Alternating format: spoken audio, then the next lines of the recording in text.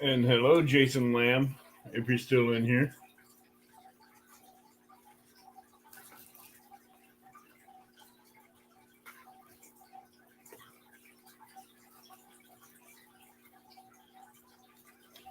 We'll wait to see who comes in tonight.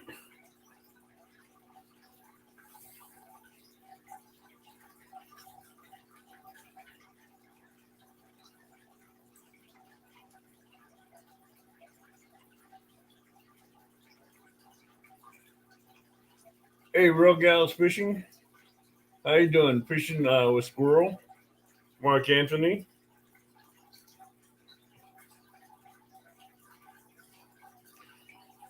Real Gals Fishing, if you want to come up, just click the link up in top of chat and they'll bring you right up.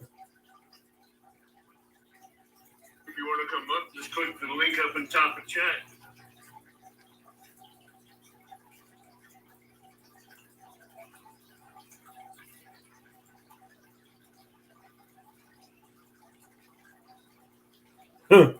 No panel yet tonight. Hey, Rams Bait and Tackle. Hello, Jello. Hey, Mad Catter, Richard Ward. Everybody, let's please send our thoughts and prayers out to Lyle. He's not feeling good right now. That's why I have postponed or rescheduling the Missouri River. Hello, Tim. Lyle Stokes is not feeling good right now, so we have rescheduled the Missouri River show. So if you'd like to come up and talk catfishing, the link is top of chat pinned there. So feel free to come up and we'll talk catfishing. And let's have some fun. Hey, Buck Williams.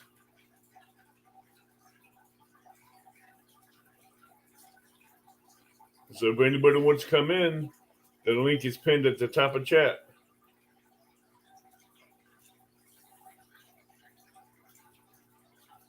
But let's please keep Lyle Stokes in our thoughts and prayers. He's currently not feeling good right now. Hey, John Parker Jr.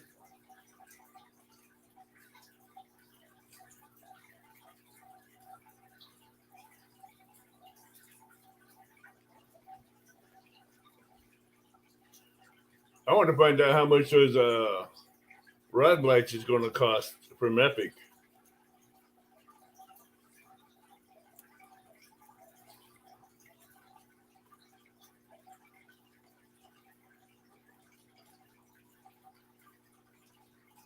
That's good, Jello. How big was it? You can come up on panel and talk about your big catfish you hooked today. Hey, that's all that matters.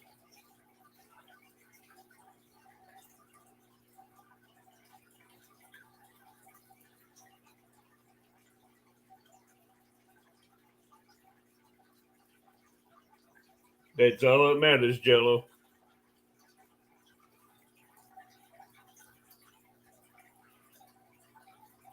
I'm happy for you that you caught a big blue.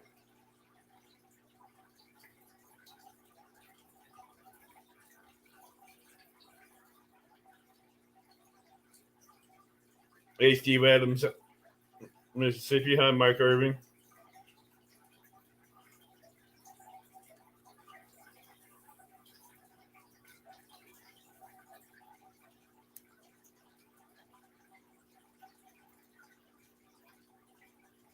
That's cool, Jello. Hey, Donar.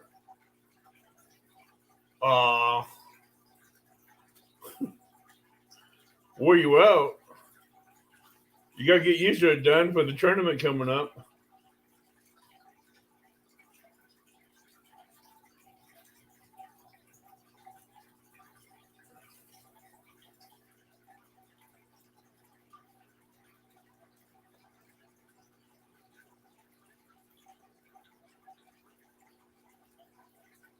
Okay.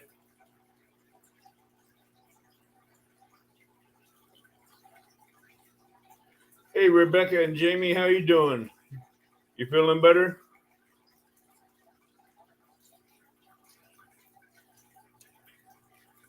Hey, Cherry Lindsay, how are you?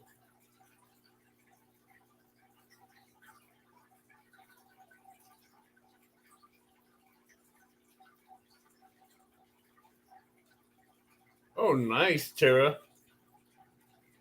That's a nice sturgeon.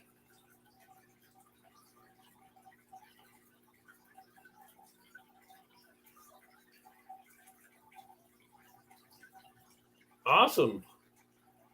If you're new here, please hit the subscribe button and the bell notification and the thumbs up. And maybe we can have you up here as a guest sometime soon, Tara.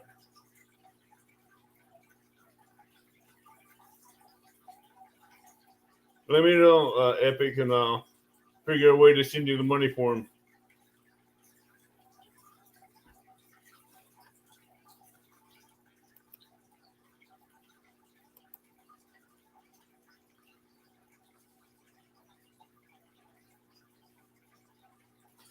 So is my filming, Jello, so don't feel bad.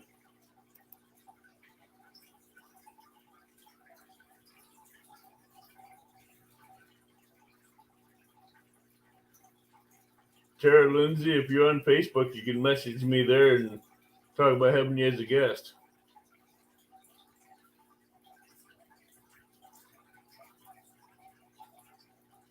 Oh, Tara, if you want to come up, there's a link at top of chat.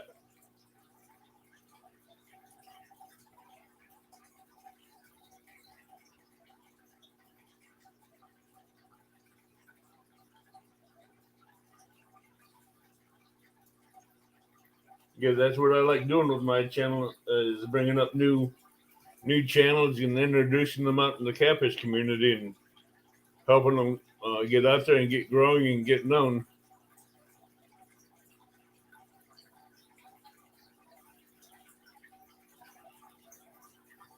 Oh wow, you're a new channel.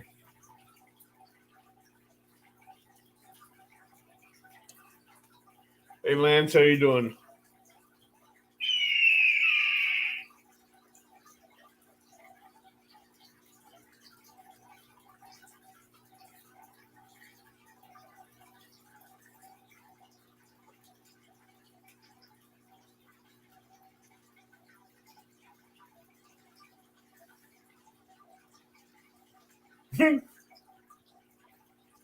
I'm just waiting to get my work schedule back so I can go back fishing.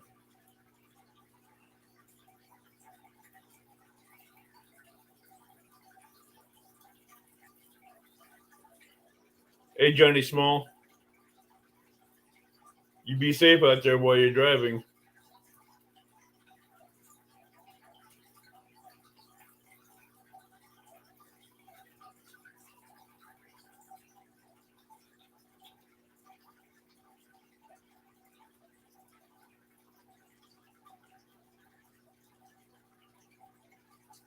Epic Catfish, he has an amazing channel. He has some awesome videos. He has some really epic videos that you guys would like.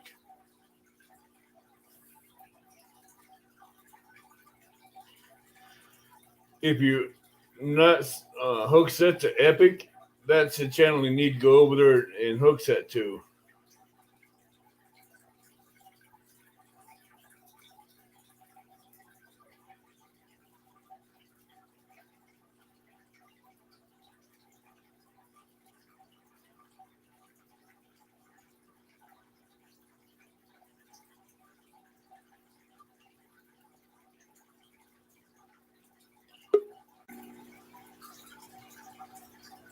Oh, here we go. We got Steve Adams up here.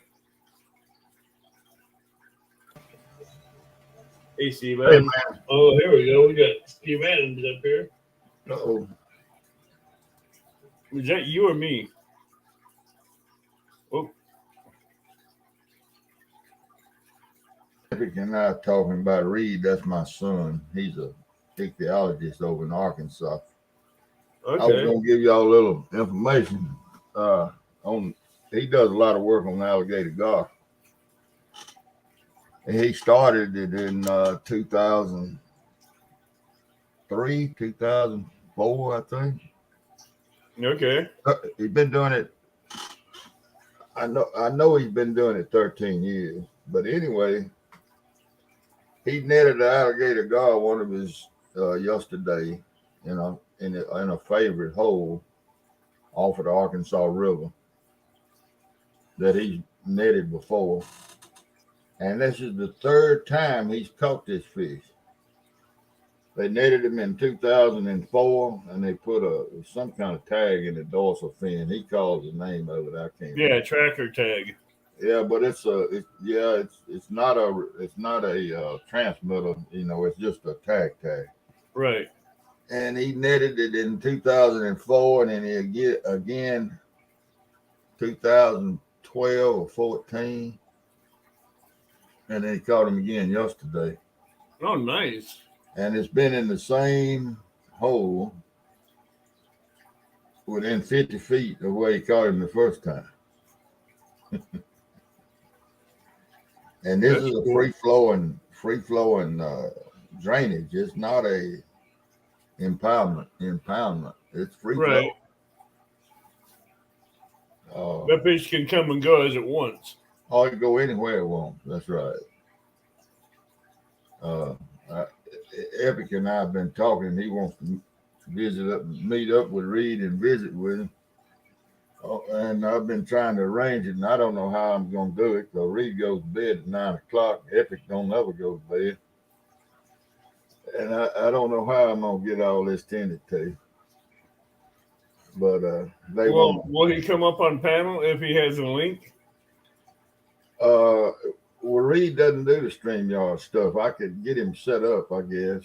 Because he can come up on your StreamYard, and I can get Epic up on here and get them both hooked up together. Yeah. Well, I might be able to get them both up together on mine if I can get him on. Right. If Reed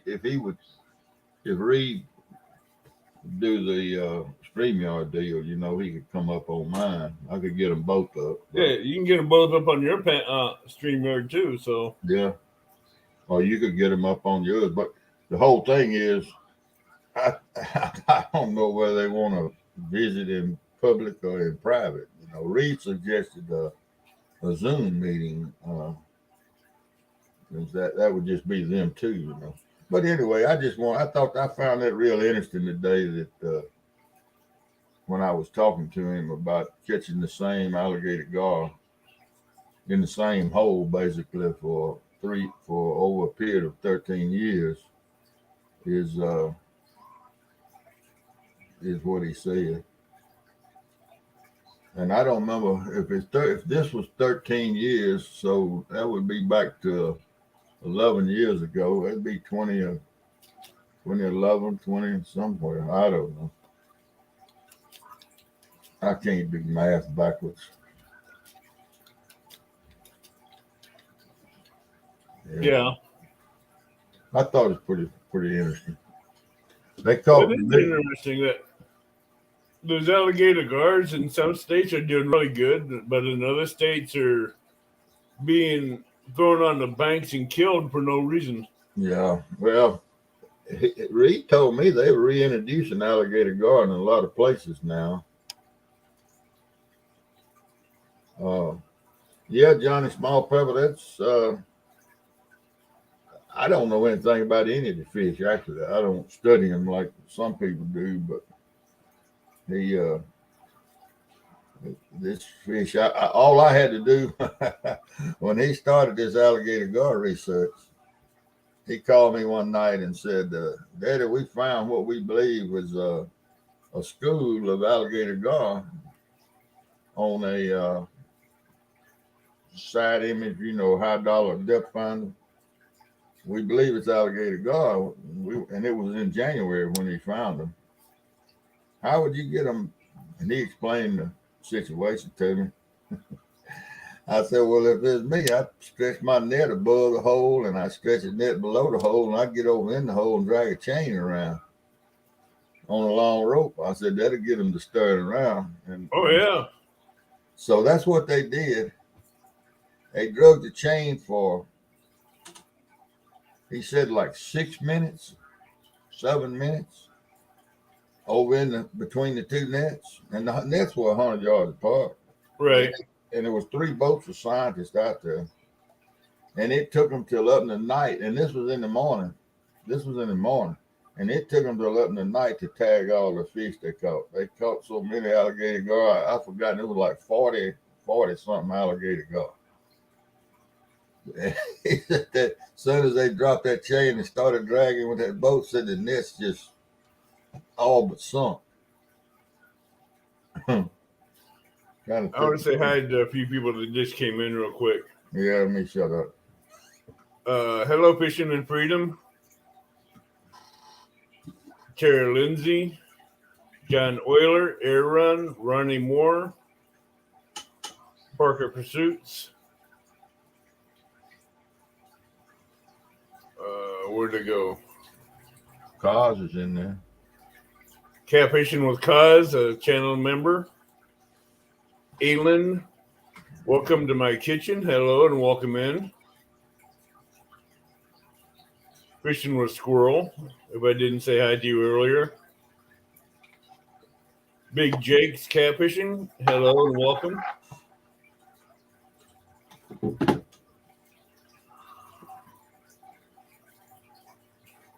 Ronnie, Parker, Ronnie.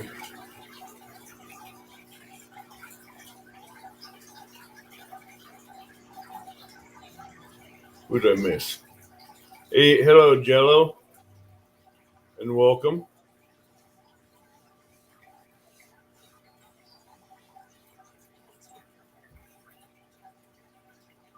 Okay, we're all caught up. So if anybody wants to come and join us on panel, the link is pinned to the top of chat. We'll just be talking catfishing. The Missouri River panel has been postponed and will be rescheduled due to Lyle Stokes of Catfish Weekly. He's feeling ill tonight. So let's keep him in our thoughts and prayers and pray that he gets well and better. So, and if anybody wants to come up and just talk catfishing, click on the link and come on up. Brian B says Steve Adams needs to go to bed. I've been in bed all day, Brian B. Hi, Michael Sanford. Brian B, did you get your quarter today?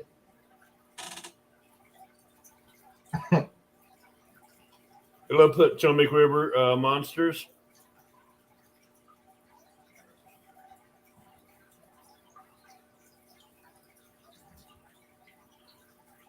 And if you guys want to talk about your channel and promote your channels, you can come up and do that too.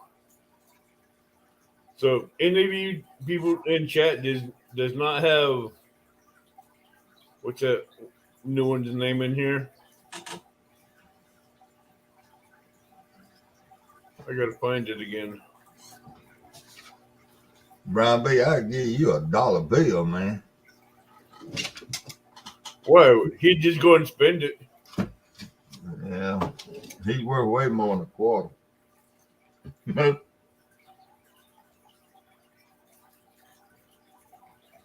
of a running joke, Abby. Okay.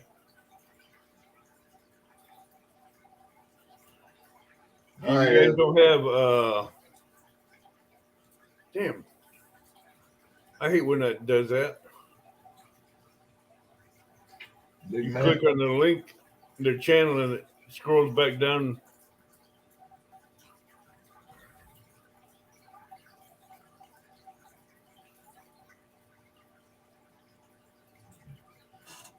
Trying to share her out since she came in here and help her get some subs since she's new here.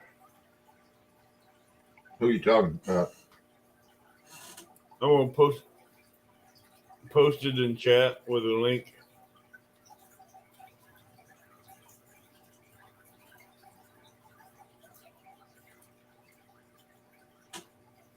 Hey, man.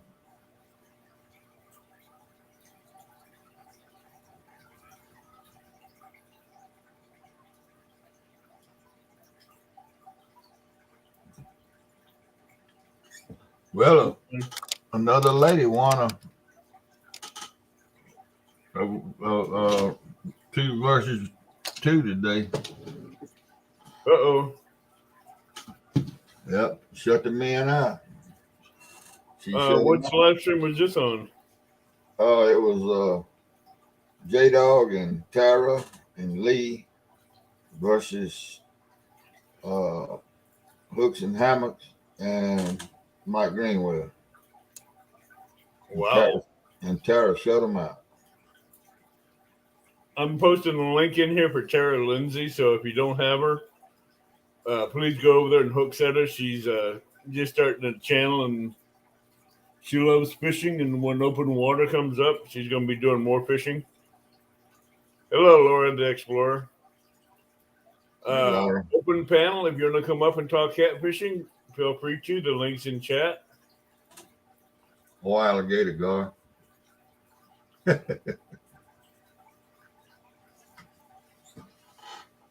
Well, look, that's all I had to. I ain't got anything to add to the program. I just wanted to bring that Thank you, up. Big Man.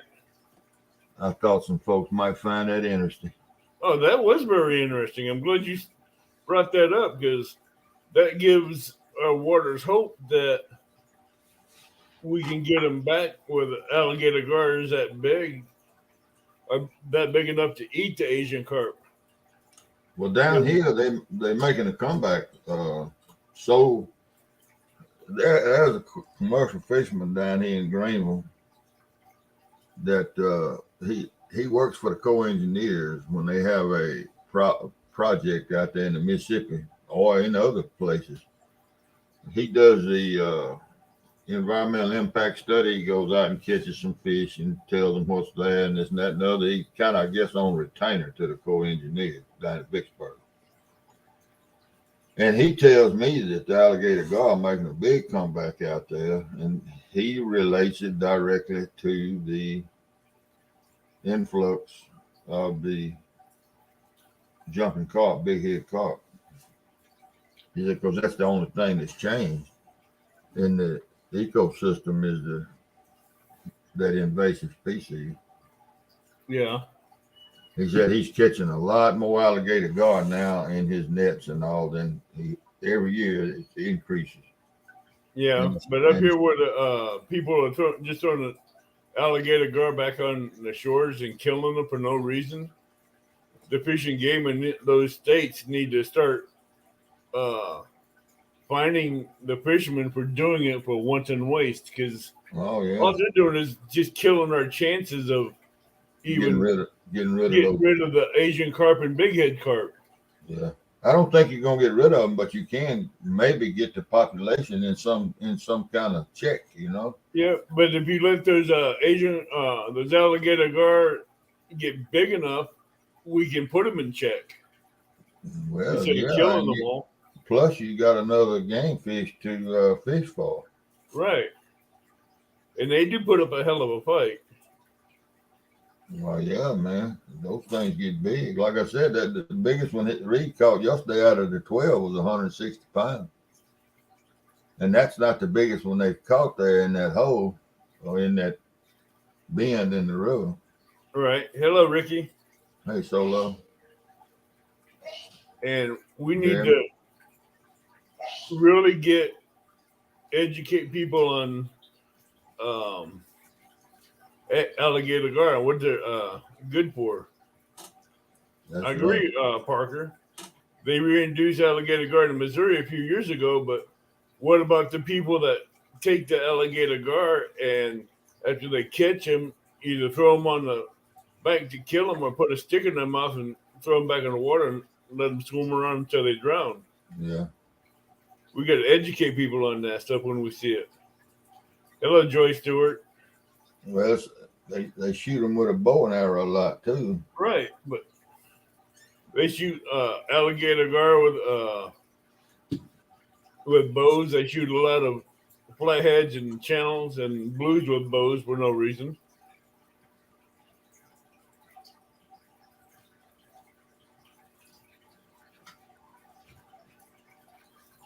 How you doing, Van? But alligator gar, it can help us with the nuisance of big head carp and Asian carp and all them. Yeah, right. And the tiger muskies that's in Missouri can do the same thing if people don't quit killing them.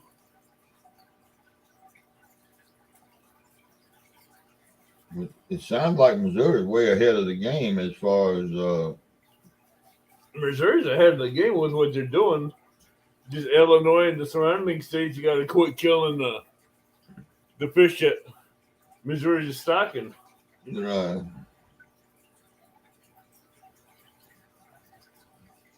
Well, I imagine as long as Illinois is controlled by Chicago, there ain't much gonna change.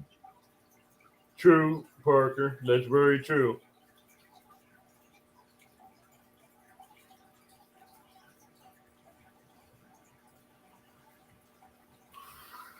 So how's everybody do today? Hey, hi, Vincent Powell. Hey, fans.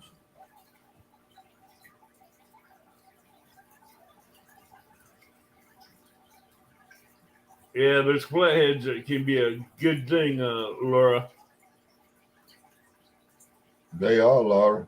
I remember my son was sent over there when he was at Ole Miss in grad school. He was sent over there to net some of those on the PD River. Him and the group went over there to net some flatheads because they wanted to see a study. The bass people were, the bass fishermen were raising hell over there and about the population of flatheads that had taken over and eaten all the largemouth bass. He went over there and I think he spent 2 weeks over there on the PD River netting flatheads and sizing them and aging them and all that. There's a link if anybody wants to come up. I remember him talking about that. But I'd really like to see a lot of people change their minds on how they mistreat the alligator gar. Put them back in the water, let them live, and let them help keep the Asian carp down.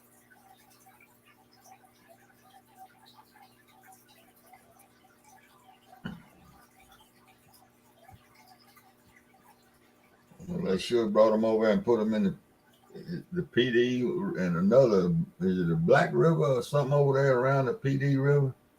I can't remember. It was 2 rivers over there. And two rivers that run into a lake, and I think that lake had one of the 2 of the lakes had flatheads in it. And it exploded. The flathead population exploded. Well, over there, you got a longer season for fish to get big. Growing season. AJTC, Uncle Lou. No, the Ohio River show, I haven't got anybody to want to be on panel yet, Uncle Lou.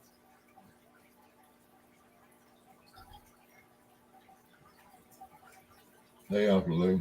And the Missouri River show was postponed due to Lyle Stokes being sick.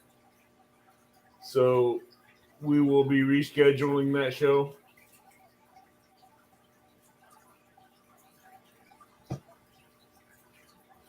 Hey, Miss Rebecca, how are you doing?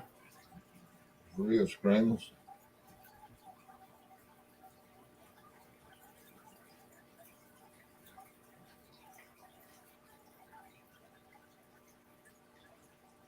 Well, it's supposed to be 70 degrees here tomorrow. I think I'm going to go throw a bait.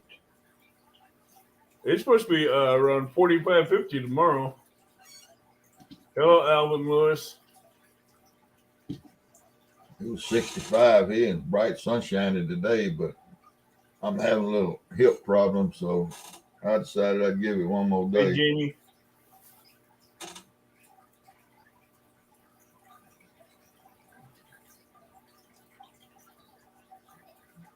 So you gonna go fishing tomorrow? Yeah, I think I'm gonna give it a whirl. Hey, down East Tackle, how you doing, CBA? Rebecca wants to know where you're from. If it's going to be 70 tomorrow. Mississippi, Greenville, Mississippi.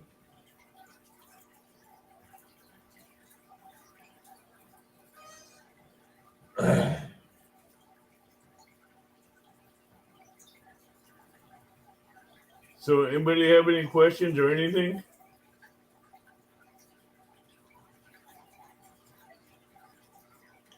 Well, Real Screamers actually it's supposed to be 67 tomorrow. Okay, Michael Sanford.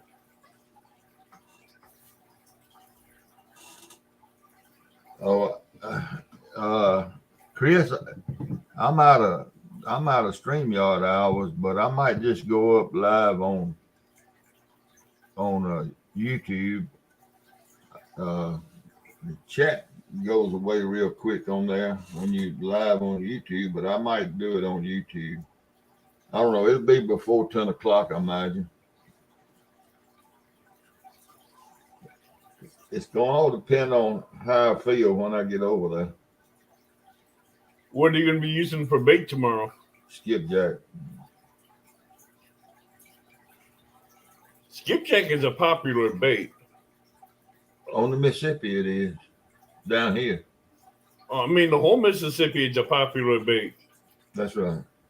It's either skipjack, Asian carp, bighead carp, shad, moon eye, red horse suckers, or bluegill on the Mississippi. You know, I've said it 1,000 times on these lives. I've never caught a fish on cut anything but cut shad or cut skipjack.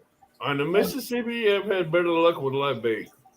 Well, Hello, now I said cut bait. Now live bait, I've caught fish on live stuff, but on cut bait, the only cut bait I've ever caught a fish on was shad or skipjack. I've never caught one on that jumping carp. I've never caught one on mullet. Never caught anything on a brim, cut bass, cut crappie. Never caught anything. Never got hardly get a bite.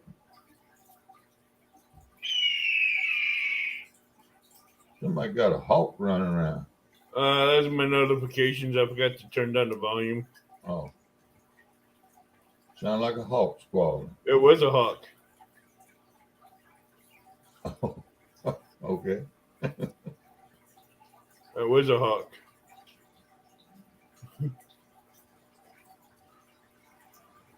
In the Mississippi, I have good luck with live baits. But if I try to get using the piece of cut bait, I'll either catch a turtle or I catch a gar. Yeah, let me see if I can answer this. Solo, I'm trying to find his question again. yeah, it's I use what's known down here as coach's rig. You can go to my channel and I show a video of how I make it. It's a modified Santee Cooper rig, I guess you call it. I think that's what somebody told me one time when they saw it. They said, "Oh, that looks like a modified Santee Cooper rig." Well, at that time, I didn't know I came up with it on my own. I didn't know what a Santee Cooper rig was. Still don't really. But I make catfish rattles, which is a modified Santee Cooper rig. Yeah. And I use Pen 309 reels. And I've got two Piscifun 6060s that I bought so I can cast a little bit further out. But up to now, I ain't caught anything on them ever. But Pen 309s, the old red-sided Pen 309s. And I use Ugly Sticks, Tigers. I use Dale Wild rods. I got some, I bought a new Slime Cat 12-foot. And Uncle Lou sent me a 10-foot TWC extender that I hadn't tried yet. It's going fishing tomorrow. That's cool. But I've always boat fished, and I just started this bank fishing. So yes, they old school down east, but they are dependable. Very dependable. And back 30 years ago, I could work on them. I don't work on them anymore. I just buy another if I need to.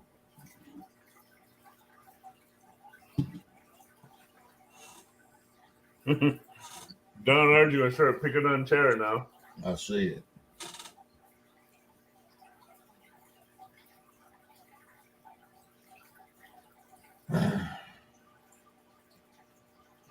Well, come on up, Tara. Let's talk. Let's get you out there and get to know you.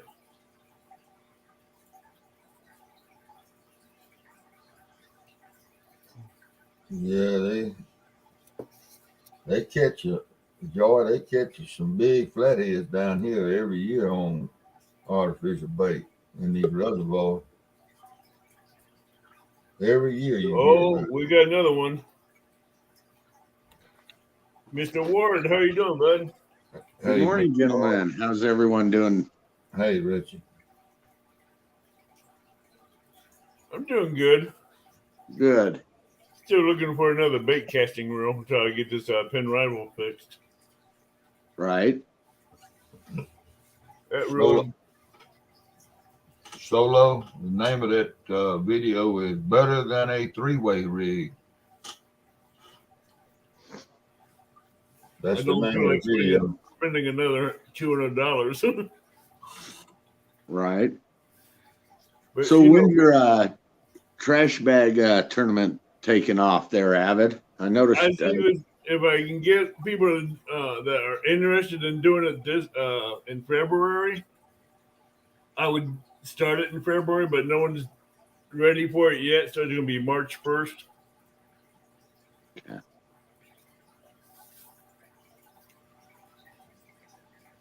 I'm trying to see how many people I can get interested in it because I know Snake River wants to get back in it so he can beat Miss Alicia Barnett.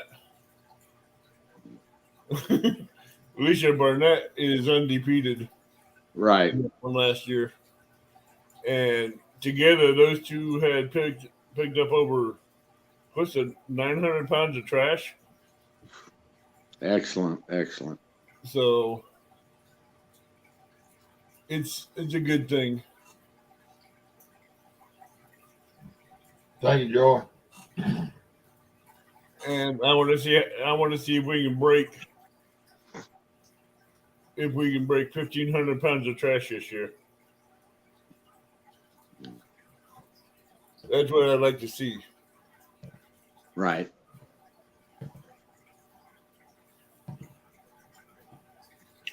Hi, Camden.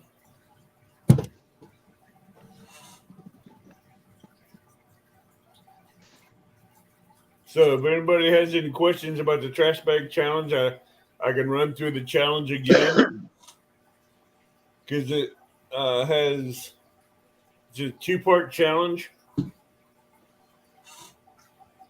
and no household trash whatsoever. This is all trash that you pick off rivers and lakes and parks and the boat ramps. You have to take total weight of all the trash you pick up in the trash bags, weigh them, and have your total weight at the end of the month with a picture of the trash bags. Send it in to me before the last show of the month, and I will go through all the weights and the people that are in it, and we'll have a winner there, and they'll get a gift card from Amazon. Excellent. Now, for the bulk trash, you pile it up, get a picture of it, send it in, and your name will be put on a wheel for a drawing to get a gift card from Amazon for the winner. Right. So, Indiana Chris is asking, can participants have helpers? So can it be a team effort or is it just individualized? it can be a team effort. Yeah, the whole idea is to get the garbage up. So, yeah, I'd say. And my goal is to have this go nationwide, city to Excellent. city, state to state. Hello, Jack. Been a long time no see.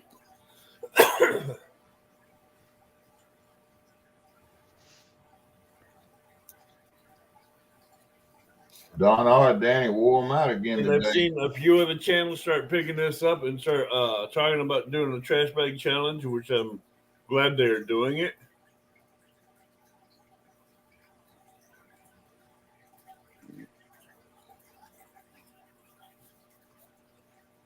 Yeah, I hook set you, Tara. So I'll get your notifications. If you guys do not have Tara Lindsay, she is just starting out her channel. Please go over there, show her some love, give her a hook set, watch the videos she has of the sturgeon she caught through the ice, and let's get her up to 50 subscribers.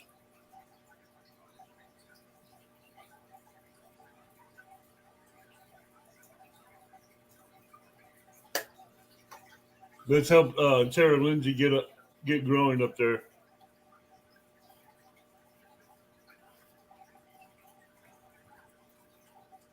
She's waiting for this ice to come out, to break up and get cleared so she can go fishing for some bigger fish. I'm waiting for thank you, Central Valley. Let's help her get growing. Hey, Abby, What? twice in my life I've seen the ice flow down here so thick if you wasn't scared, you could probably walk all the way across the river on it. 2 times, only 2 times. And I've seen ice one other time float by, a big sheet of it, but 2 times I've seen the river down here where the big icebergs are standing up and falling over on each other. Towboat traffic shut down, everything. I've seen that, but not here. I've seen it up on the Missouri River in Montana. Well, I figured you'd seen it up there where you are on the Mississippi. I've seen it a few times up here, but not when it comes to the well, when it hits that dam up there at Alton. That makes a hell of a noise. Yeah, it was making a lot of noise when I saw it coming down the Mississippi down here. Man, those big old sheets just stand up and fall. Good. Stand up, fall, crack, and all that. And when it hits that locking dam, Yeah, boy, that sounds like an earthquake. yeah. I carried my kids over there when they were real young, so that had to have been 40 years ago. Could have been up to, it probably was 45 years ago. Saw it, and then I saw it. My wife and I saw it one other time So how you been doing, Richard? down here. Oh, been working on the house, still getting it ready for sale, and then I just started back making my float rigs and stuff. So I forgot you make your float rigs. yeah, I need to get a couple more of your float rigs okay. because I like them float rigs. I'm trying to find those styrofoam floats that you get, those big round ones. Yeah, I just around here I order mine from Macy's Fish and Find in Chulo, Missouri. You got that link? I'll try to find it and send it to you on Messenger. All right, but it's called Macy's Fish and Finds. Fish and Find. Okay. Yeah. You talking about a big styrofoam peg float? I'm talking about the big 3-inch round ones that almost look like a golf ball. Yeah, yeah. Bigger. My buddy from Kansas used to have a bunch of those when he come here. That's what he used. We can't find them around here. But those there help hold bigger baits up off the bottom than the 3-inch peg float. Right. The ones that Richard Ward uses. They're about like that round, about like that long, and they help hold your bigger baits up off the bottom a lot easier. Yeah. Half a skipjack or half a big bluegill helps hold the bait up off the bottom. Well, Keeps the strings on a lot better. Dale, my partner was using them. He flathead fished under them. He floated them on top. He used them as a carp. Right. The ones that he used, I like them because they're making better, improved Carolina rig. Because they really help keep that bait, the big baits, just right perfectly in the strike zone up off the bottom of the river. So Steve, where are you from? I haven't been on very much lately because of my schedule and stuff, but I noticed you in quite a few chats, so I kind of like to hear your story. Where you from? Where you fish? I live in Greenville, Mississippi. It's the Mississippi Delta, what they call cotton country. I was born and raised here. I've been here 74 years. Never lived over about 8 miles from the Mississippi River, and that's the only place I fish. Yeah. I fish some of these little smaller rivers a little bit out across the Delta, but it's just to do something different. It ain't to catch no big fish. Yeah, I love the Mississippi River and always have since I went on it the first time back in the 60s. And that's all I do. Never been crappie fishing. Been bass fishing once in my life. I always chased big catfish on the Mississippi. Nice. Richard Big Jake knows about that Macy's fishing find. He's just talking about it in chat. Oh, okay. Yeah, they're great people, and they get their orders out right away. Now, do they sell those floats in large quantities, or are they in small quantities? Yeah, I usually get a minimum of 50 green and 50 orange cent at a time. So what do they charge you for that, if you don't mind me asking? Well, they come up with shipping about 53 cents a piece. Oh, that ain't bad. Yeah. If they have yellow, I'd get the yellow and orange both. They do have yellow as well for the most part. 10-4, Chris. Wow. Phil Jack says he hasn't fished in 6 months. I got him beat by about 4 months due to work. Hey, Tinkerbell. Hey, Tinkerbell, how you doing?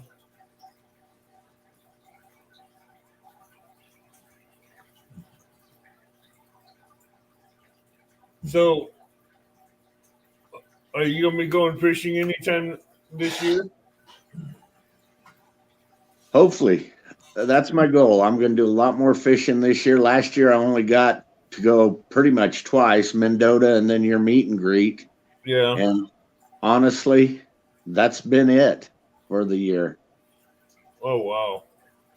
I still want to get you down here on the Kaskaskia River after some big blues. Yeah, I want to come down and, do some camping and fishing down there. And yeah, I want to do a lot more this year. What are you moving, Richard? Well, the wife decided to buy like a 140-year-old American Foursquare that totally need remodeled. So I spent 3 years doing it. We finally got moved in. So now I'm redoing the house that we moved out of to get it on the market. So. Well, where is it? Where are you? St. Joseph, Missouri. Oh, yeah. Well, that's right. I need to come up there and metal detect that yard. I might find Jesse James gold or something buried around there. You might, yeah. You might find something more than gold too.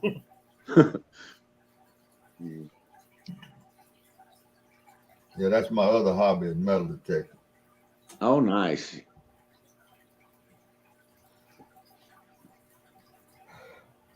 Hello, Susquehanna Stan. Next thing. I keep trying to pronounce that name without killing it. Yeah. Tinkerbell. Mr. Irving, welcome.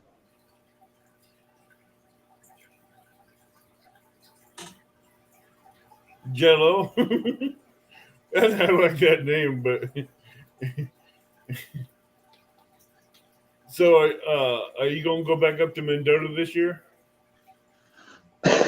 I do have it scheduled. So yeah, I'm not going to make the Catfish Conference, I don't think, in Kentucky this year since I went to the one down in Kansas City. But yeah, Mendota's the first thing I got scheduled this year.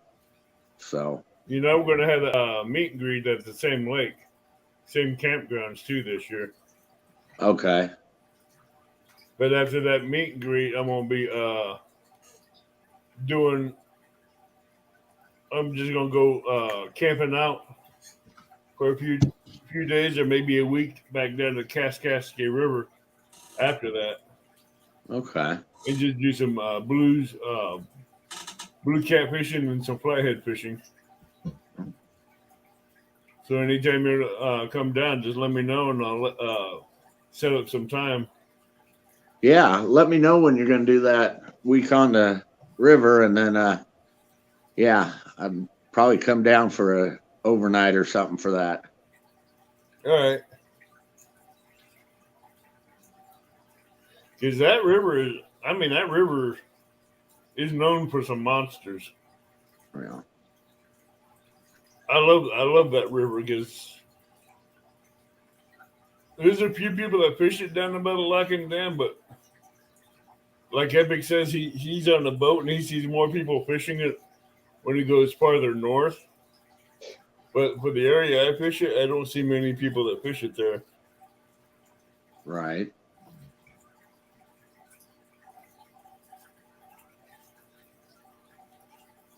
But it's, to me,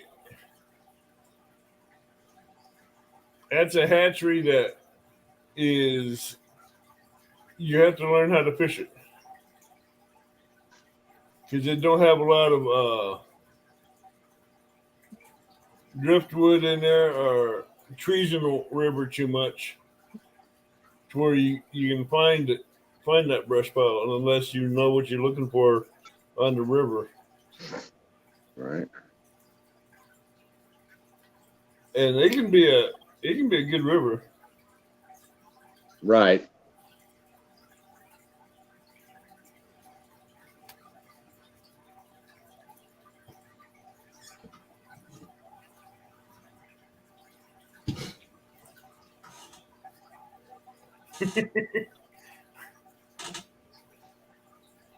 You're good, Susquehanna Stan. He's giving you grief. I think it's the other way around. They have Susquehanna Stan gives Brian B grief constantly, everywhere you go. Hey, that's all right. Brian B's got big shoulders. He can handle it. Yeah, he does.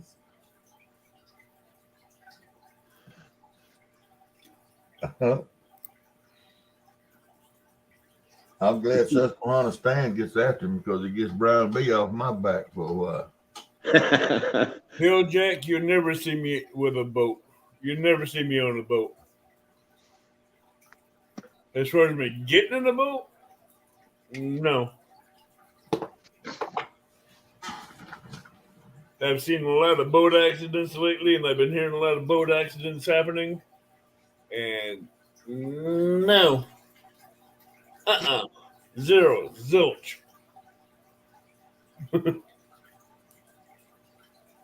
I just watched the news today at work where 3 boats are pulled out of the Mississippi River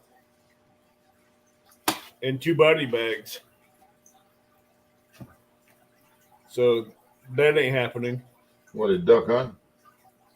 No, these were fishermen. Oh, no. They were crossing the river and a barge was going down at the same time, and the barge was going full throttle, and they got clipped they got ran over by the barge. Oh, Lord. Man, that's crazy to get run over by a barge. Yeah. They thought they could beat the barge, and they were too close to the barge when they went in front of it. Oh man.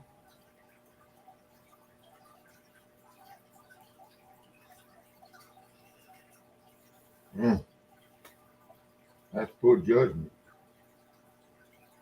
Very poor judgment. Hey, Jay Fox, she's saying hi to Mr. Adams and Richard Ward. Hey, Jay Fox. But Ooh, that tells me right there I'm not getting on boats. yeah.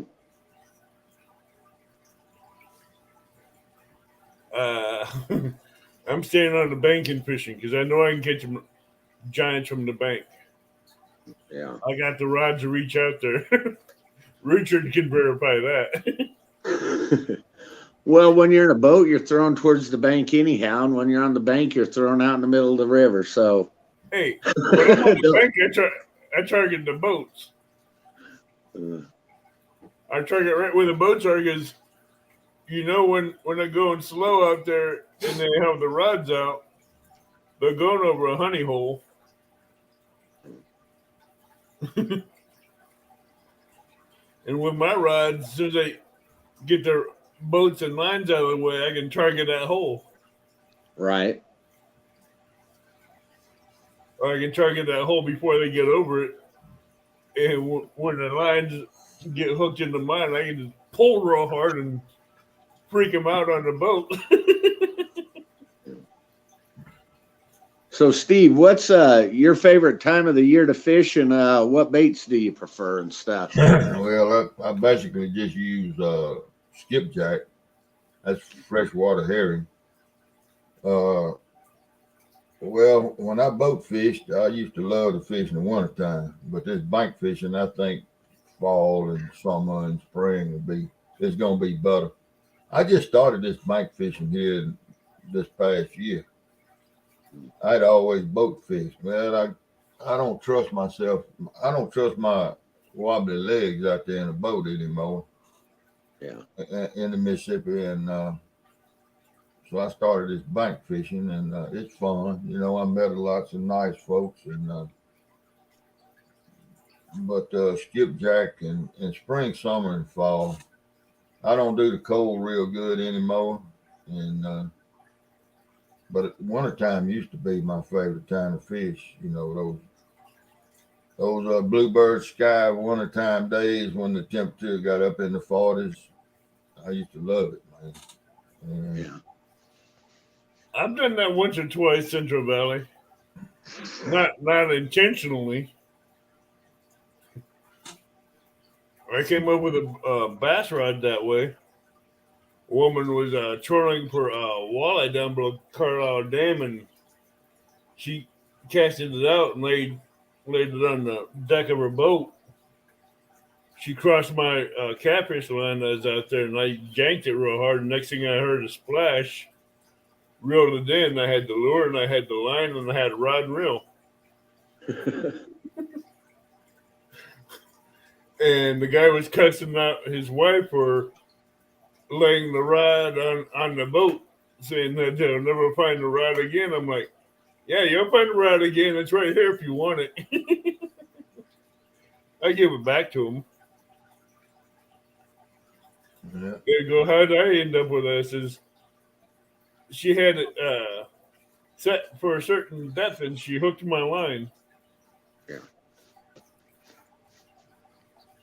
But I gave the rod and the lures back. But that's another reason why I don't like fishing down below Carlisle Dam. Too much congestion down there with people fishing shoulder to shoulder. Right. Plus, there's a lot of thieves down there too. But it's good fishing down there. You can catch a ton of channel cats down there left and right. But it's that one big cat, one big flathead, or one big blue down there that will rock your world when you hook into him. I had one break my leader line down there about 4 years ago. Got him right close to shore, and that leader line broke. Sent that sinker right by my head by that close. What was the story about the old man dying from a flathead on the Mississippi River? Huh?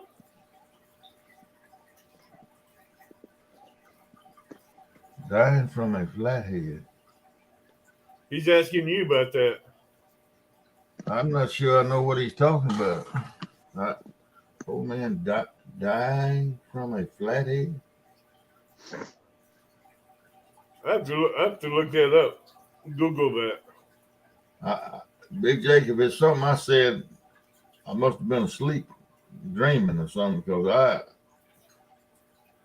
you have to refresh my memory a little bit. I'm not sure I know what you're talking about. Dying. You got me on that one. Yeah, me too. And he asked me like I must have said something about it.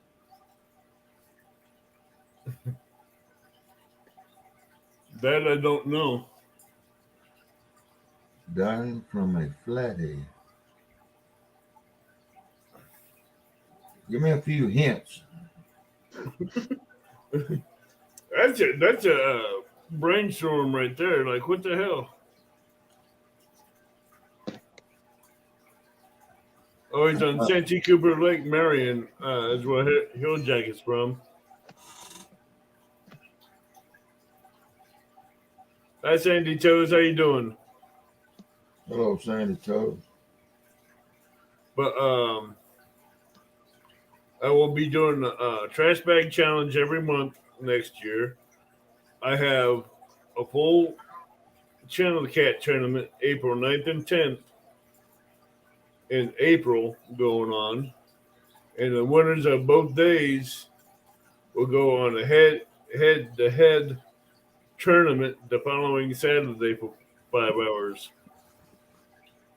to see who will be the champion of that one. Big Jake, you talking about the fella that dropped the big fish on his foot and the horn stuck all the way through his foot? Ow! Is that what you talking about? That I don't know if he was. Let me think. That would hurt. An old man and his son fishing the river all the time, and he died fishing for some catfish.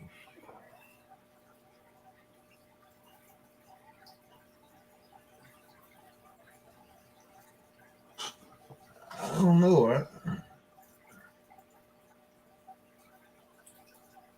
I bet you talking about that fella that dropped that 20, I think he weighed 22 pounds, dropped it when he swung it over in the boat, and the horn went through the top of his shoe and came out the bottom of his shoe through his foot.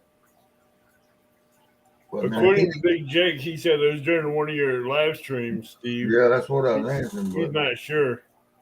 But he didn't die. You talking about when we stuffed gauze all in his foot and everything? And got him to a doctor? Hello, Real and Virtual. Hilljack, the trash bag challenge is 2 parts. One is trash bags that you go is not household trash, no household trash whatsoever, no yard waste whatsoever. It's all the trash you get off the lakes, boat ramps, and parks. You fill up your trash bags, you weigh each trash bag and get your total weight, and you send in your total weight in the picture of your trash bags every month before the last show of the month. And the winner of that trash bag challenge will get I'll get a gift card from Amazon. And the second part is a bulk trash where you get it all together, take a picture of your bulk trash, and those names will go on the wheel. And the winner of that bulk trash will get a gift card from Amazon as well.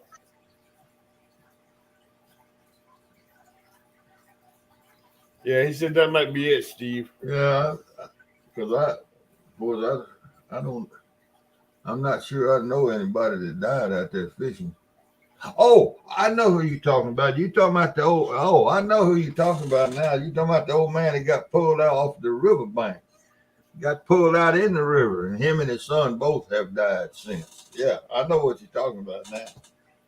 Yeah, that's all true. La- Last year we collected over close to 900 pounds of trash in the 6 months that the two people that was doing it did it. This year my goal is to see close to 1,500 pounds of trash be picked up from coast to coast. So where I'd like to see this go. I know what he's talking about now. Evan. I, yeah, he didn't die fishing. Him and his son have both since died, but that's pretty good. Is that you, Richard Ward? Yeah, yeah, I'm getting ready Headed to into work. get off of here. All right. Well, you have a good night and be safe. All right. All right, guys. See Steve, you later. nice meeting you. Take Yes, care. sir, man. Good luck with the home rebuild. Thank you. There you go. Yeah, I know what he's talking about now, Adam. That is a pretty funny story. That old man was hell now. Abbott, he used a spinning reel about big as my head, and he tightened the drag down on it with a crescent wrench. He didn't believe in using the drag, and him and his 2 or 3 sons would fish for flatheads all the time. And he had one. The old man didn't weigh. He couldn't have weighed 110 pounds, and he had a 54 pound flathead snatched him out of the boat one day. He landed the fish. They caught the fish, and next time I saw him, they was on a big old polar crab boat with a 90 horse Mercury on it. I said, "Golly, Mr. Rice, y'all have stepped up, hadn't you?" And he said, "Yeah, they ain't gonna jerk me out of this big old boat." So I came in off the river one day, me and my boss. We'd been out there fishing, and we turned into the lake to go up to the boat ramp, and Mr. Roush and his son was standing over there on the sandbar at the mouth of the lake, and he was dripping wet. He had on a pink shirt and khakis rolled up to his knees. He was wringing wet, and I knew right then what had happened. And I wheeled my boat and went over there, and Bill, his son, was standing there laughing. And I said, "Man, what's been happening?" You could see over there on the sand, Abby. You could see that old man's butt marks and his heels. Where he done hooked the big old flathead. This one weighed, I think it was 61, 62 pounds. I weighed it, took a whole bunch of pictures. They didn't even have a camera. Of course, they kept what they caught, but it's their fish. Oh yeah. They do what they want to with it. And I weighed the fish for him and took a bunch of pictures. And but that fish had drug him off of that sandbar, and he wouldn't turn that pole loose. And Bill had to jump in the boat. They had a boat pulled up there, and go out and hold him by his shirt collar behind his neck. And he's in the water, and Bill's holding him, and he landed that fish. Got him up close enough, and Bill left the dip net on the bank, and Bill had to hold the fish and hold his daddy and grab the fish with his other hand. Oh man, I would have loved to seen all that, but I did see the aftermath, and I got 3 duplicates made of that fish, of those pictures, and I gave them 2 sets, and I kept a set. I've got them over here. I've got the pictures in the album. Yeah, I know what he's talking about now. That's the old man Roush. All right, I gotta find that link again.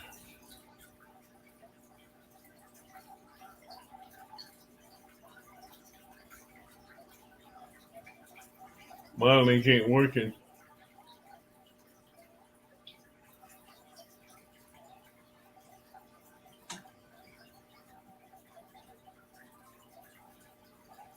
Mike Irving's.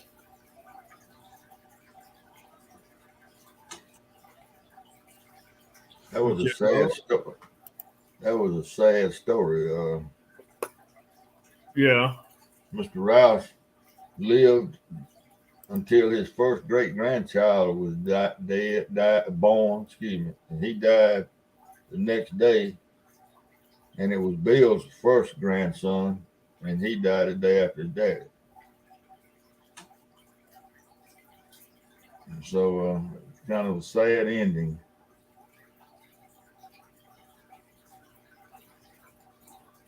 But they were good old guys. They good guys. Bill wasn't that old. I mean, he wasn't old as I am. But he had a brain tumor. And wouldn't do anything about it.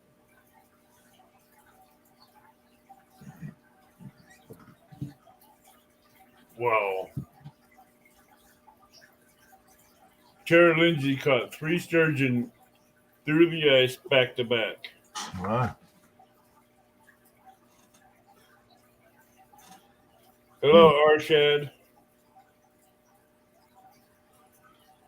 Have a good night, Tinkerbell.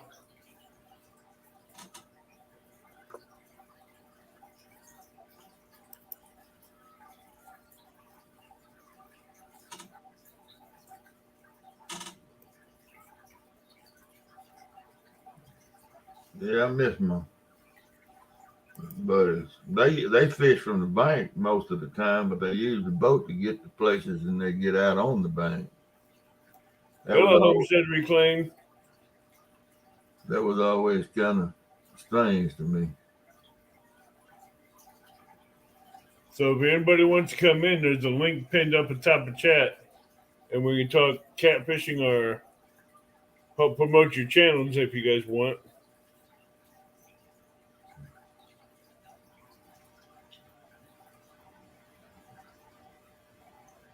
How much does it fluctuate?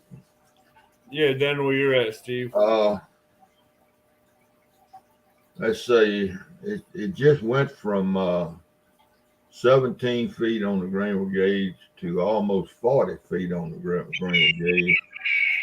So that was 33 feet. And that's not unusual. I'll say up to 60 feet, Jello. Hello, Littlefoot. Hi, Tina. 10, Hello, Homestead family. 10 to 60 would be 53. It can fluctuate over 50 feet. Oh, yeah. Not much over 50 feet, but I'd say at least 60 feet at least. well, if it fluctuates 60 feet down here, that would put it at the Greenville gauge at 70, and the Greenville gauge has never been to 70. No, I'm talking about up here around 60. Yeah, maybe up there. Because when it gets around 60, 70 feet, it's out of its bank and up in the trees. Well, see, down here, I'll give you a little education on it. The lower Mississippi River has what they call a factor number. A factor. It's just a factor number. And right. the factor number for Greenville is 75. Actually, it's 74.9 something. We call it 75. So whatever the river level is, if it's at 30 feet, let's say the Mississippi River on the Greenville gauge is reading 30 feet, you add 75 to that. That's 105. And that tells us that if the protective levee was not out there built, that anything below 105 foot sea level would be underwater. And every gauge on the lower Mississippi River has a factor number. I just happen to know mine and I know the ones all the way up to Tunica, to Mahoon Landing, because those all affect me if the levee was to break.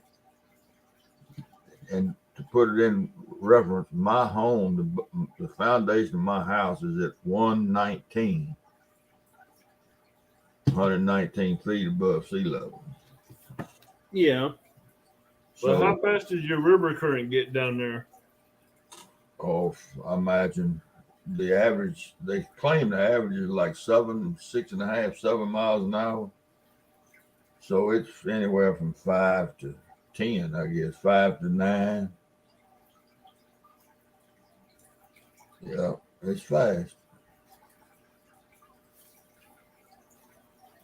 Hey, Buck.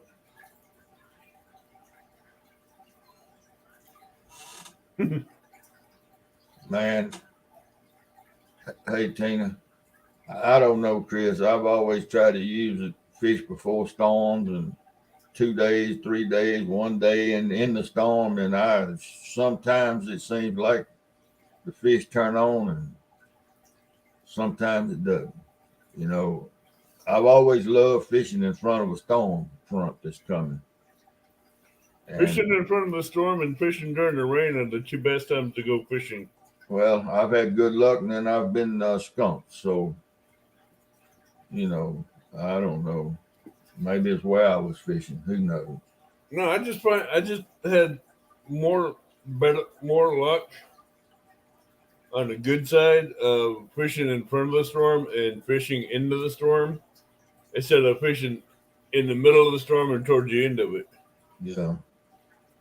That's Well, that's my opinion. right. Well, I always, and I still do, you know, I still go out there when it's a front coming. I still go out there with the idea that this is going to be a good day because it's a front, you know, the barometric pressure fitting to fall. And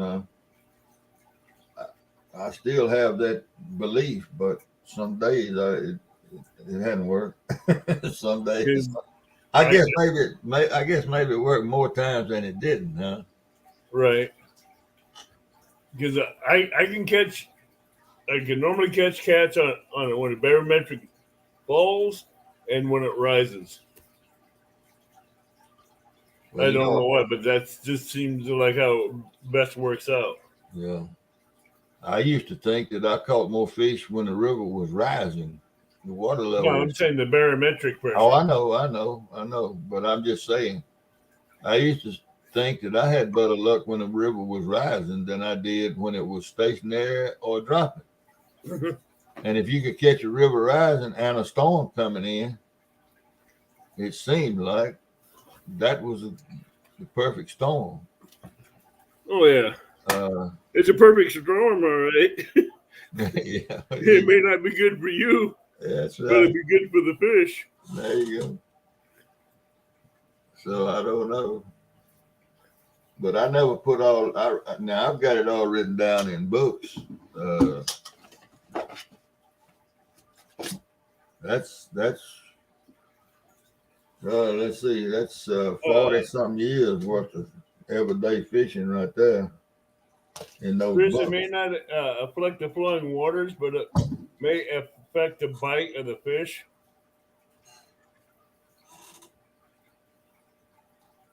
But I started back in the 80s documenting every trip. And All right, Hill Jack. all right, see you here, Jack. There's a lot of information in those two books. What books are you talking about? Oh, he's talking to you. These journals that I kept. He's asking if those books have pictures. It's strictly writing every trip. No pictures. Strictly writing.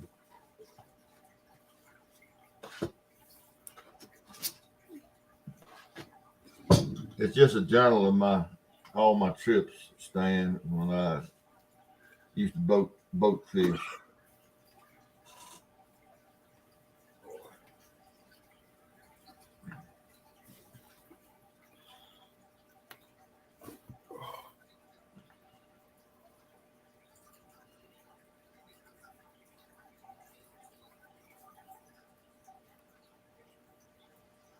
Trying to see if there's any more questions in here.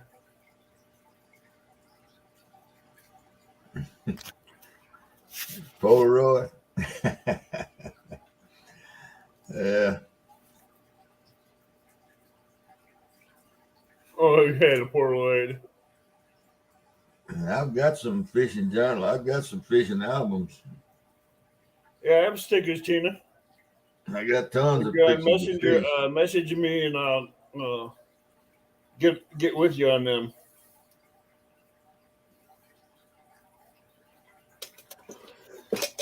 There you go, Tina.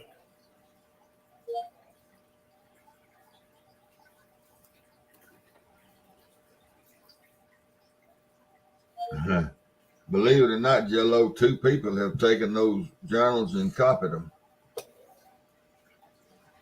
They asked me could they copy them, and I let them have the journals, and they carried them and copied them, paid everything in them. Two different young people from here. Chris wants to know if the barometric pressure does or does not have an effect on the fish that's in the flowing waters. Is that true? I would think it does, but I'm not. Mm.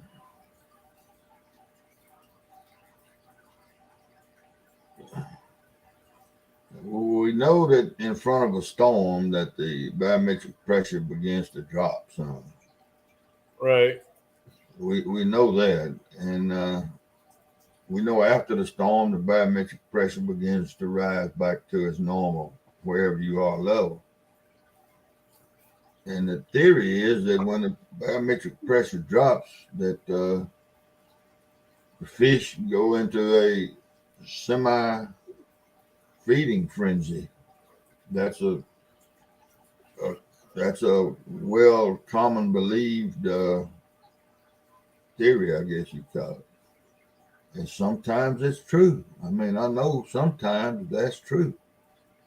Sometimes it's not, but sometimes it's true that they feed up when that barometric pressure stops. Yeah, Michael Sanford, those fishing journals can help you figure out when best time when you had your best days of fishing and when you had your worst days of fishing, what baits you're using, the best times of days to go fishing and not to go fishing. That's why it's good to keep a fishing journal. No, Buck, I'm not that smart, man. I just got a lot of hours, a lot of years out there on the river. I'm not. I'm way yonder from an authority on anything except baseball. I'm pretty damn good on baseball. That's the reason they call me coach around here.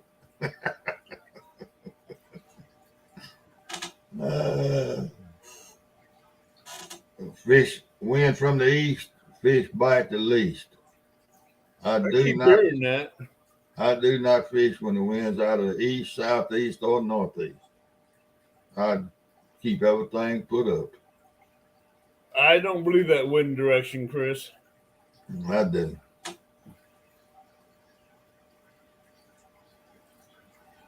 And I tell you something else, in the summertime, in the summer months, when the wind's out of the north down here, we won't catch any fish.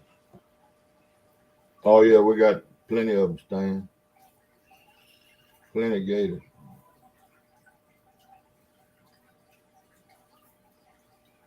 The east wind is a dry wind, and the humidity drops to nothing. And I don't know why, because it looked like west wind from the desert would be a dry wind, but that east wind dries the ground out, and I mean it's terrible. I hate an east wind. We don't get an east wind very seldom, very very seldom. Shannon wants to know if you have any gators down there. Yeah, I answered them. Yeah, we got plenty of them. And I've got some friends that, in fact, we have a season for gators down in Jackson on the Ross Barnett Reservoir. And that's how they catch them down there. They reel them in and shoot Yeah, them. then when you get them next to the boat, you have to put a 45 to the head. Yeah, I think they shoot them. I think they have to use a 22 down there. Actually, you use something bigger than a 22. Because you have to have a bullet to punch through that skull. Well, that's what those guys in Louisiana use on the TV show is 22. That's what they I've seen videos where they used a 45 or 44. Well, you have to shoot them right above, right there in the right. It looks like a hog. You got to shoot a hog in the right place, so the bullet bounces Right. off the head. So, and that's what we kill hogs with is a 22. Because you don't want to mess up that hog head cheese. You had me until you said hoghead cheese, and that no. No. Uh-uh. I call it hog head sauce. Now I eat hog head sauce, but when they call it hog head cheese, that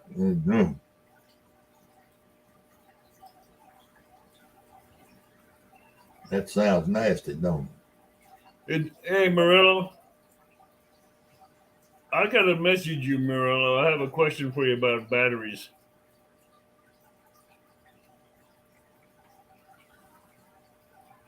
Yeah, that's the thing about it, Murillo. You fish when you can. I agree with that. I'd rather be fishing than doing anything else, Murillo.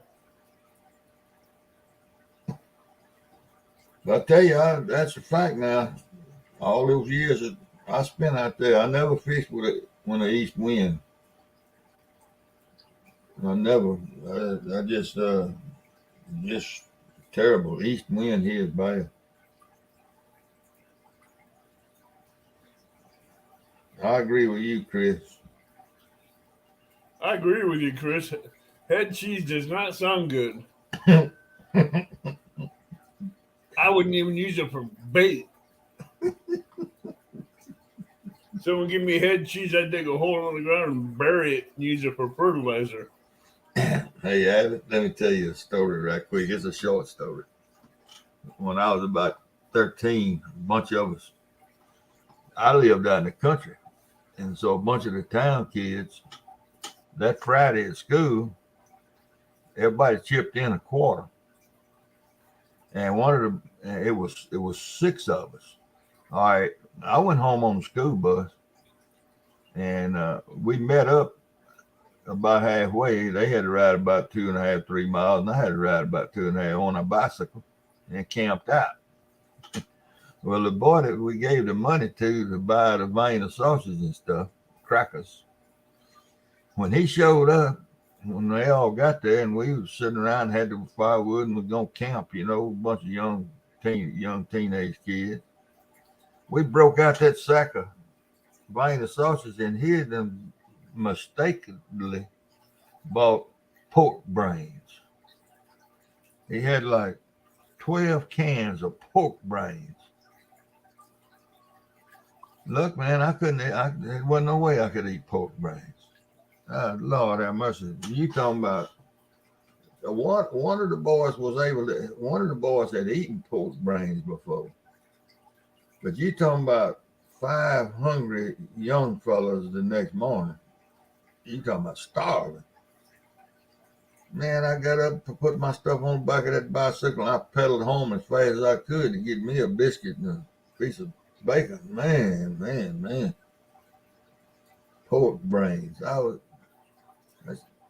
was awful. I guess you won't trust him to do that again. No, we won't do that again. Not with it.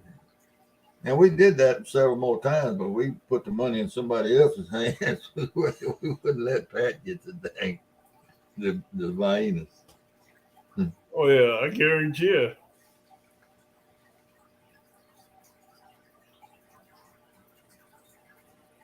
There you go, Don R. You go when you can, huh? That's the best time to go is when you can. That's the only time to go is when you can. Well, I figured out real quick that this bank fishing is a waiting game.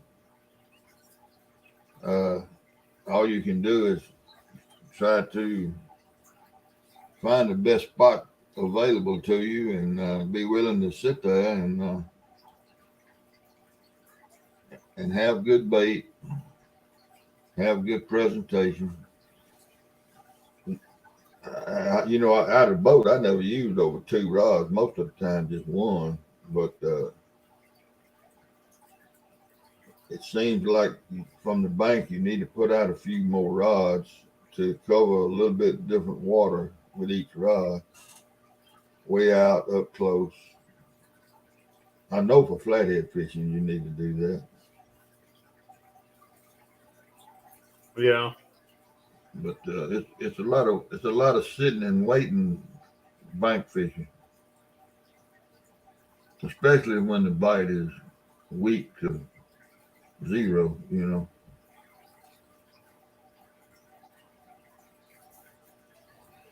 Uh,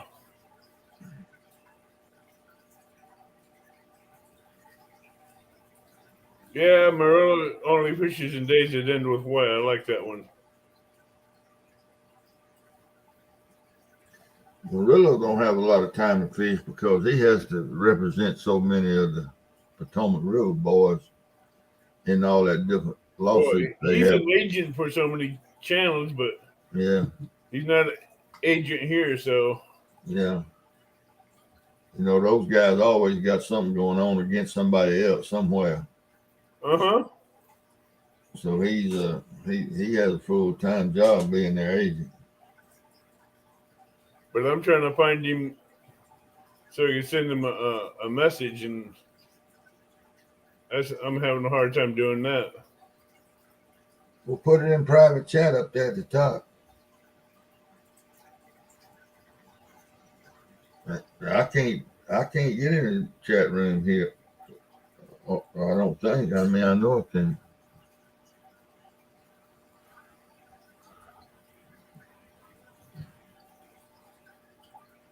No, I'm trying to.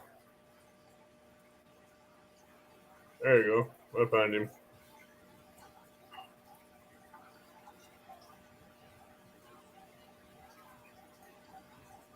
Yeah. Yeah, I think your channel cat tournament is going to be fun to watch. That's gonna be a heck of a tournament. I mean, did I say flathead? I meant channel. You said flathead. I meant channel. See you, Reclaim. Danny caught. See you later, Reclaim. I think Danny caught 12 today. Yeah, he's 12 or 13, I think. Well, he missed 13, and I don't know if he was getting ready to quit. I don't know if he caught 13 or not. 13 got off on one pole, and then 13 got in the logs on another pole. And I don't know if he caught one after that. I don't know what he caught after that. So he caught one more. He caught 13. Dallas says he caught 13. Hey, Dallas. I don't think I spoke to Lance. So how you been doing, Gina? It's been a while since I seen you. Miss Ladybug. I missed the. When is trivia again, Tina? I'm not sure when Anglaholics are doing trivia. No, Tina Ladybug has a trivia.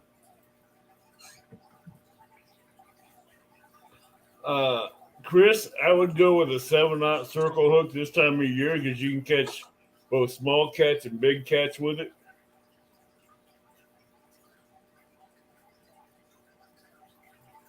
Yeah, I like smaller baits this time of year, Chris. But now listen, I like smaller baits year round. I don't use. I use the head section of a skipjack, and I use the gut pocket, which is a fair sized bait. But I don't use the great big baits. I never have. Good catch, guys.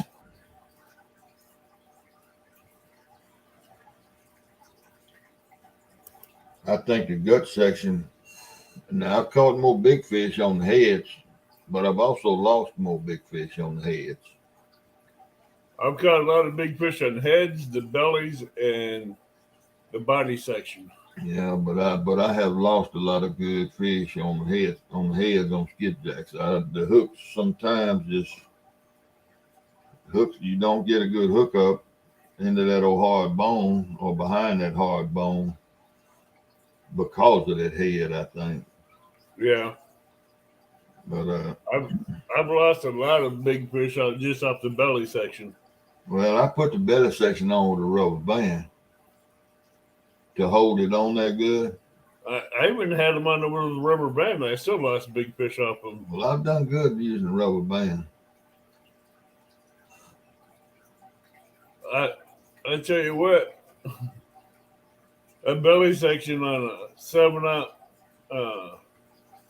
on a circle hook don't always stay on there, even if you do use a rubber band on it. Well, you ain't got much room on a 7-ounce circle hook.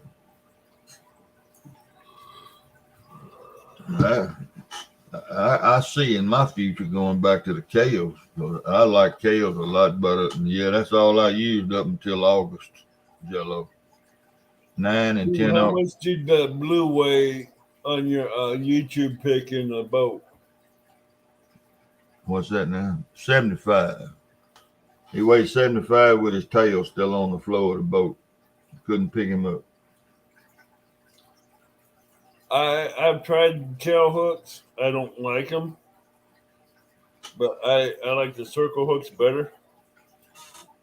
Well, I used KOs ever since the first ones I saw, and I got 100 of them out there, 109s and 110s out there now. And I'm probably going back to them. I don't have very good luck on circle hooks. I see everybody else catching them, but I used circle hooks when they first came out too. I thought, man, this is God's gift for fishing. But I lost this. I just couldn't catch fish on them. No, I understand that.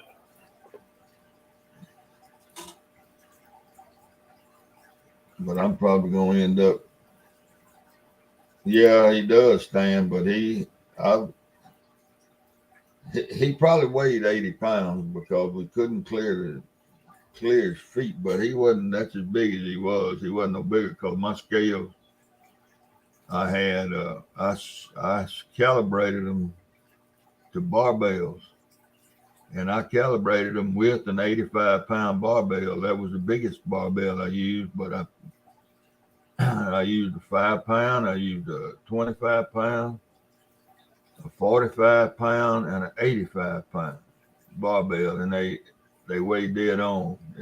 Those scales are accurate. They're very accurate. So I mean, he may have weighed 79 pounds. It just depends on what that last 8 or 10 inches weighed, of his tail that we didn't get off the floor when we weighed him. But then my scales are accurate. They're not like these digital scales. I got spring scales that I set perfect. So if I tell you I caught a 61-pound fish, and people down here will tell you, if Adams tells you he caught a 61-pound fish, that's what he weighed.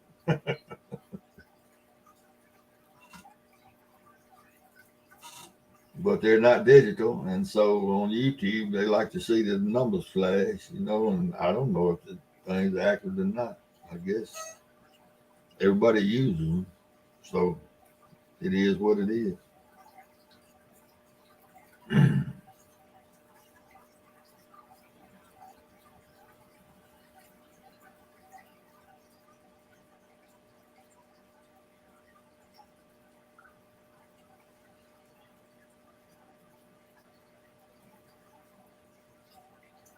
I've had a lot of people say those things that's seen that picture, but I can assure you,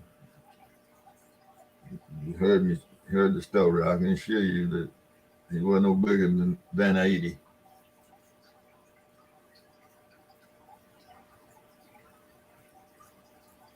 This was a big old fish. Yeah, sometimes there's little fish look bigger and the bigger fish look smaller. That's right. You just look, they're very deceiving until you put them on the scale. Yeah. No, them D lyres, if you got a set of D lyres and you calibrate them and set them, not much room for exaggeration. No, Chris, mine were cotton scale. Y'all have seen them. They're long, about that tall. They got the little arrow that goes up and down on the gate, on the dial when you put something on the hook down there. And I took two of them. They are 50-pound scale. 50 pounds. They're 50 pounds. I took two of them and put them together with hose clamps. Hose clamps? How have I got them scales? I got them put together some sort of way. I'd have to go get them out of my boat and look at them. And then I put a bar across the top to hold them up by. And you put something on it and weigh it, and you add the two numbers. And that particular fish in my avatar weighed 40 and 35. And a barbell weighs, an 85-pound barbell weighs 45 and 35. They weigh a little bit different, but they you add the two numbers together. Of course, you weigh a 30-pound fish, you just weigh them on one scale. You don't use both scales.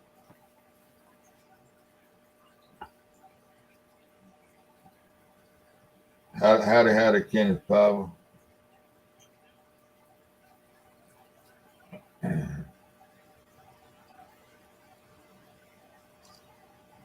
But I used to have trouble trying to find 100-pound scales. I really, actually, until these digital scales, I never seen any 100-pound scales that you could buy reasonably.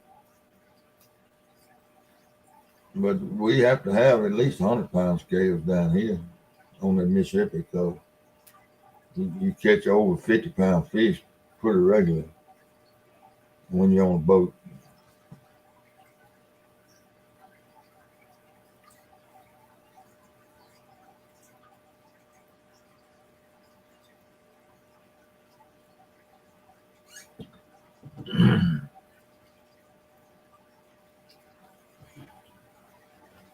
For some of you guys that got the digital camera,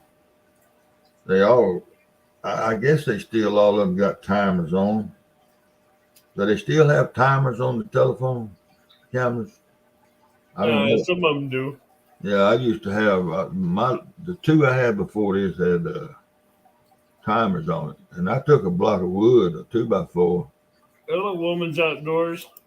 and whittled it out and set it where Woman's Outdoors. I whittled it out where it would hold my camera. I could set my camera on the back deck of my boat, my telephone way, and I got out and practiced until I got the perfect angle. And I could sit on the front deck of my boat, hit the timer, pick the fish up, and then take a picture, because I fish by myself all the time. And that block of wood works good to hold that camera, but you got to fool with it to get it where it's sitting in the right angle. You got to sit in the right spot and all that. But that's what I used to do, is weigh them and then, take a picture of them and throw them back. Hey, Kenneth, how you doing? But now we got tripods and all that. But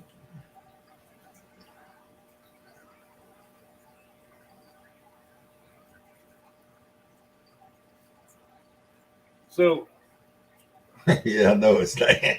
Yeah, they got tripods. Yeah, they need to get some tripods with a little bit better weights for the legs, so that when the wind blows, it won't blow them over. Yeah, I would imagine that in a boat situation, you probably need to take a couple, 3 socks and fill them up with pea gravel or something and tape them to the legs. That would hold them, that would hold them Yeah, steady. like sand or gravel or rocks or something. Yeah, something big enough it wouldn't get through the sock. Oh, excuse Sand me. sand be all over your boat, but Yeah, pea gravel would hold in the sock pretty good. pea gravel and rocks. That's right. That'd hold it steady. Hello, Miss Woman Outdoor. Yeah, she has a good channel. She has like a outdoors channel where she does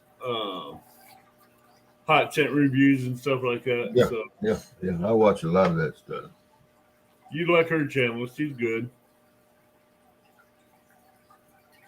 I watch a girl in Germany. I've been watching her for a year or so. She got Lyme disease. Hell, she like to die from it. That stuff will kill you. Lyme disease. Well, everybody, if no one else wants to come up here and chat, I'll post the link one more time and see if anybody wants to come up.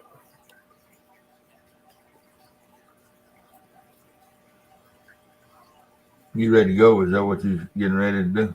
No, I want to see if I can get some other people to come up and join us. Oh, okay.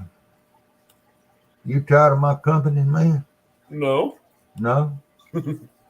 I just want to see if we can get some more people up here, like we had last night with that smack talking. Yeah, I listened to that, a lot of that. I didn't join in, but I listened to it. Hey, Hey. all right. Good night, Don R. Hey, Tiger. Good night, Don. Hey, Tiger. If any of you ladies want to jump up here and chat with us, feel free to.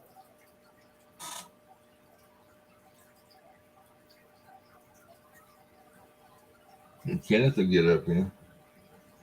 Huh? I said, Kenneth Powell will come up here.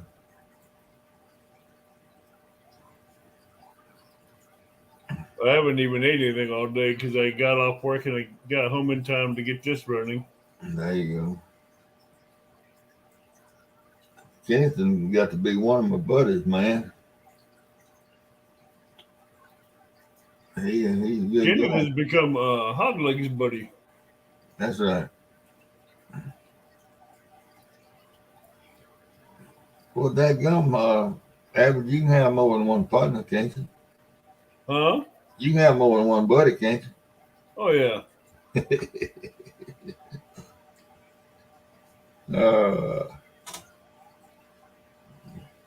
Hey, Richard.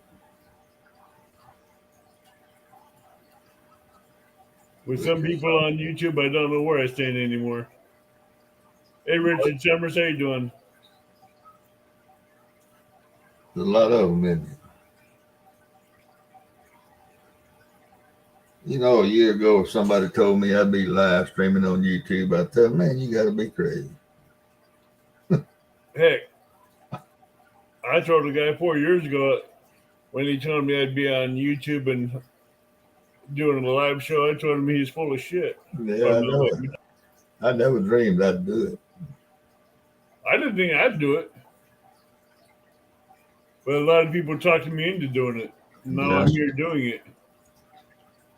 Well, I never had any problem talking in front of the camera because as a high school coach, fairly successful, you get interviewed all the time, television, radio, newspapers.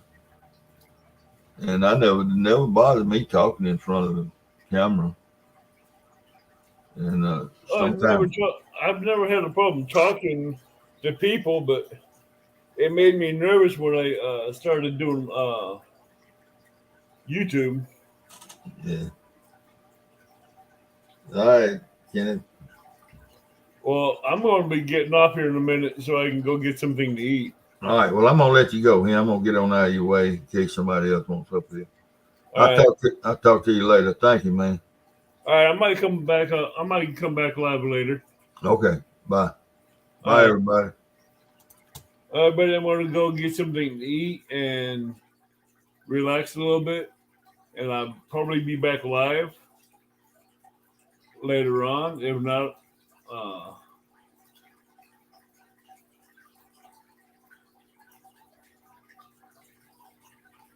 and I might be back. If not, good night and tight lines. And see y'all later.